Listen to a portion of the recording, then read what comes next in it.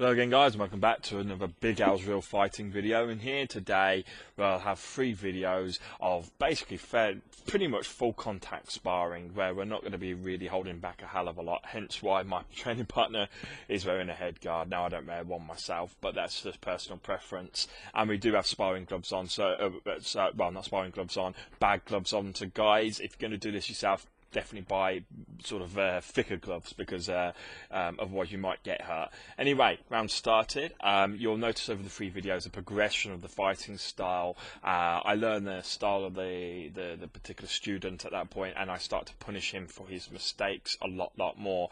Initially, however, both of us are quite high on energy, and although, yeah, I just caught him with a nasty left jab there, that is a result of his low sort of ineffective guard. I keep a low guard, but I keep it for an aggressive purpose, so I can catch you with the left jab just like I did a few seconds ago.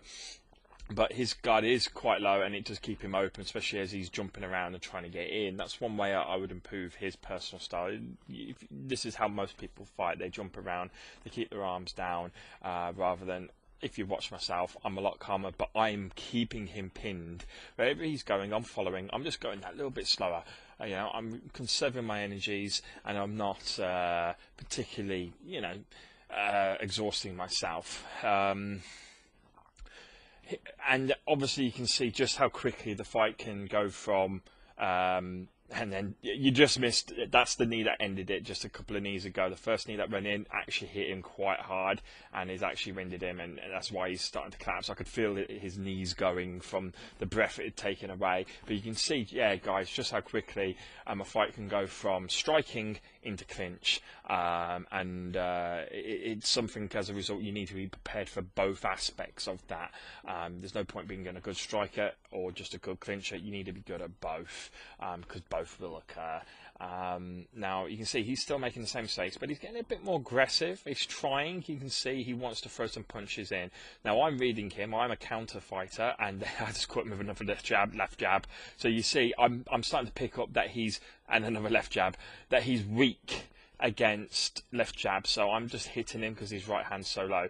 He's actually tried to throw a kick there, but because this is, guys, this is where, if you're going to throw a kick, make it quick and snappy and to the point, because otherwise they get grabbed. Your leg can get grabbed, and as is happening now, there's a lot of groundwork going on, and I've taken him to the ground. I do apologise for that. I'm not being on camera, guys. I do realise quite quickly that we've gone off camera and bring it back, but you can see how quickly your leg can get grabbed if you leave it there to get grabbed. You've got to be snappy with the kick, snappy and precise. And when you hit, you've got to hurt them. You've got to make it so if they do put the hand out to grab it, and they don't do a proper grab technique, that they break their wrist ultimately.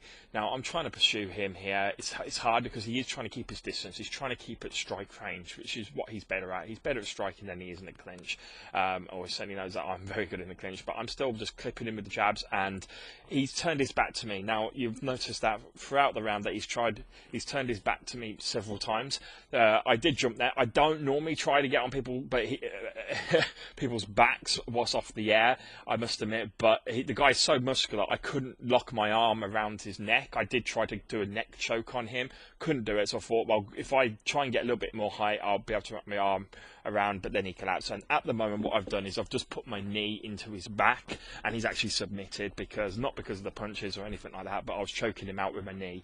You'll be surprised how actually devastating a knee to either the chest, and just resting your full body weight, for me is 18 stone, on the chest through the knee or through the back can be. It just simply stops the chest from expanding, and you can choke your opponent out. But thanks guys, that's the first video. Watch